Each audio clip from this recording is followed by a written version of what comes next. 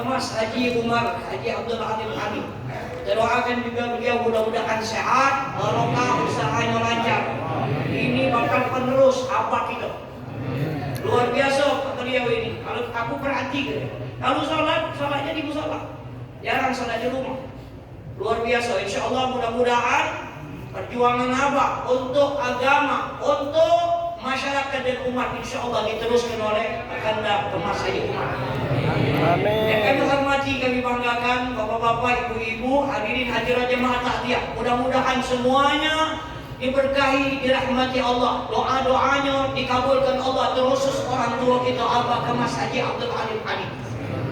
Pertama, kami bersaksi bahwasanya Abah husnul khatimah. Kami jadi saksi bahwasanya beliau min a'lil khair. Amin. Ngapa ketika beliau terakhir kali, kami dengan Jadi dan Kak Umar sebelum itu kami, ku perhatikan 3 tempat di dalam diri Abah. Di sini Abah ada keringat. Pas terakhir Kak Umar, di sini ada keringat. Kemudian apa hidung Abah itu mekar. Abah usah mati dengan mekar. Bukannya mekar nak mati, karena ada pindah. Bibir Abah itu kering, pecah masuk. Itu salah satu ciri uang yang meninggal dapat rahmat Allah Subhanahu wa Ta'ala.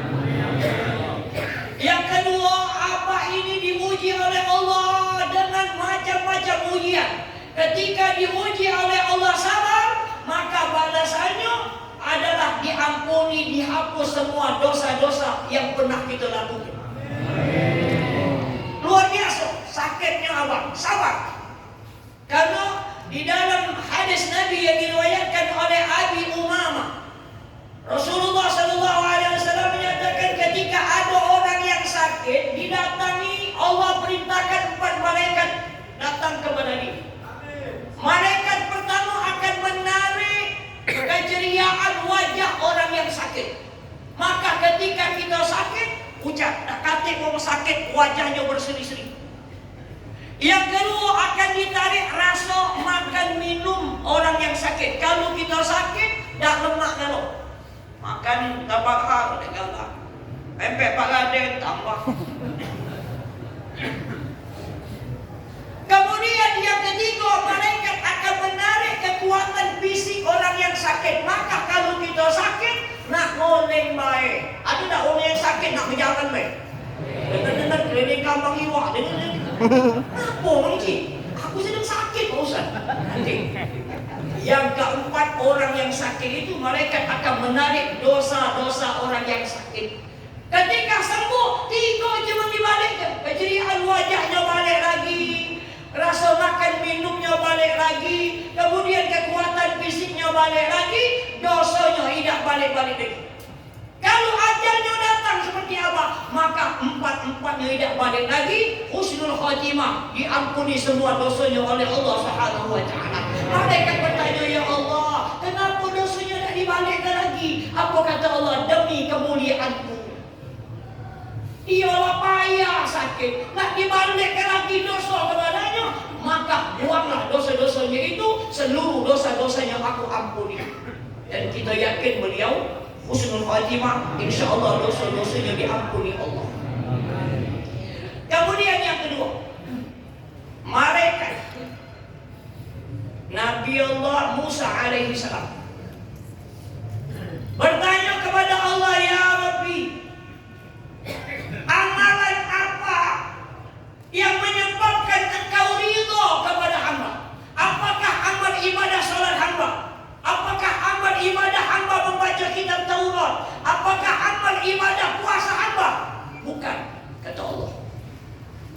Ketika engkau kenyangkan hambaku yang kelaparan, ketika engkau senangkan hambaku yang sedang kesusahan, itu yang menyebabkan aku ridha kepadamu.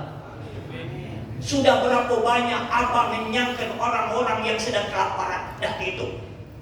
Sudah berapa banyak Abah kita menyenangkan orang-orang yang sudah kesusahan? Dah terhitung.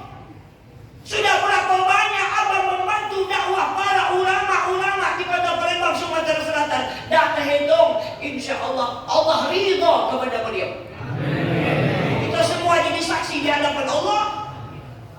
beliau adalah orang baik. Beliau termasuk hamba-hamba Allah yang cinta kepada umat, cinta kepada agama Allah. Nah, tinggal kita ini amal sedikit, dosa banyak, utang banyak, hak wong hakku, halal haram hantam hajar. Hati-hati, suatu saat kita bakal mati. Kita bakal mati, jangan dianggap remeh masalah mati. Mati itu masalah besar. Pertama kali di alam barzakh itu permulaan dari alam akhirat. Kalau di alam barzakh senang nikmat, maka alam akhirat akan lebih mudah, lebih senang. Siapa yang jamin kita bakal senang? Oleh karena itu jadi pelajaran buat kita orang tua kita. Yang banyak harta di Palembang banyak, tapi yang dicabar gimana apa dia? Jadi yang banyak-banyak harta jangan lagi dikipal-kipal, ya apalagi lah tua-tua. Nak mesai rumah, nak magus rumah apa? Kalau kita mati tinggal, bini kita berlaki lagi, laki muda mati. Ibu yang sudah tua-tua yang banyak harta, dah usah lagi mendimas. Apa? Lah kalau kita mati, laki kita berbini lagi, bini muda mati tu. Jadi mana harta kami ini banyak Ustaz? Kami sedang bangun pesantren, Ustaz Ali sedang bangun pesantren. Bantu lah. Ada nomor kan ini? Persiapan menyusul kita bakal mati. Semua yang kita miliki tinggal, semua yang kita cintai akan meninggalkan kita. Sedih keluarga kita, suami, istri, anak, cucu ketika kita mati. Nangis berapa lama? Kencang-kencang sebulan. Setahun tak sedih lagi. Mana pak kau? Kau mati mang. Kau mati mang. Tak sedih lagi. Bagaimana keadaan kita? Kaifa haluna fil barzakh? Bagaimana keadaan kita di alam barzakh? Apa yang nak kita bantu? Maka persiapkan sebelum kita datang ajal. Kalau ajal itu tidak milih-milih, tidak milih orang tua, tidak milih orang sakit, tidak milih lanang betina. Kalau ajal datang laju lah. Yastakhiruna sa'atan wa la yastaqdimun. Dah baca mundur, dah baca maju walaupun serat. Makanya yang muda-muda jangan asal. Ayo Ustaz, aku ini masih sehat. Penyakit kaki, olahraga teratur, makan teratur, merokok indah. Biasanya juga mati. Ya bodoh, 80.000. Nak menyak-menyak masih hidup. Belum aja. Kayaknya nak nyuruh kamu ngudut. Kalau kita dah tahu ajal itu, kalau tahu lemah gitu. Aku Ustaz, aku lincahnya 5 tahun lagi mati. Santai baik. Abah termasuk syukur luar biasa banyak kelebihan yang Allah berikan sampai 88 tahun. Banyak kelebihan kebaikan yang dia lakukan. Subhanallah. Insya Allah bakal jadi saksi di hadapan Allah Subhanahu wa taala. Karena sedekah yang utama. Ketika sahabat bertanya, ya Rasulullah, ayu sedekatin afdal? Ya Rasulullah, sedekah apa yang paling utama? Kata Nabi, sakyul ma, memberikan minum, makan minum. Kenapa disebutkan makan minum? Sama dengan Imam Syafi'i mengeluarkan zakat fitrah itu harus dengan makanan pokok. Kalau Imam Abu Hanifah boleh diganti dengan duit. Kalau makanan pokok, walaupun tak kate duit, pajak tetap makan. Duit banyak, makanan tak kate, apa nak dimakan? Cuma beli Ustaz, tak kate apa jualan? Duit banyak. Makan duit itulah Ustaz, mati. Makanya Imam Syafi'i harus beras, tak boleh diganti dengan duit. Karena Nabi memberikan makan dan minum. Bahkan kita puasa sunnah, Bapak Ibu puasa sunnah. Ada kawan ulang tahun nak traktir. Ayo siapa nak melo, aku ulang tahun, aku nak ngajak makan ke pagi sore. Oh, kami sedang puasa. Bungkus melo bungkus. Mak mana Ustaz? Melok ke pagi sore. Batal ke puasa sunnah? Karena apa? Besarlah pahala nolong wong, nyenangkan wong nak ajak makan ketimbang puasa sampai maghrib.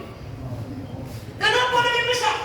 Nolong dia bersedekah, nolong dia nyenang ke hati dia, nolong dia ketika kita makan dan minum masuk ke badan kita, dari darah daging di badan kita bawa salat, kita bawa ibadah, maka orang yang menjuk makanan tadi dapat kebaikan, dapat pahala dari apa yang kita lakukan. Jadi kalau ada orang ajak makan, laju dia. Cuma masalahnya kita sedang puasa sunnah, kata ajak makan.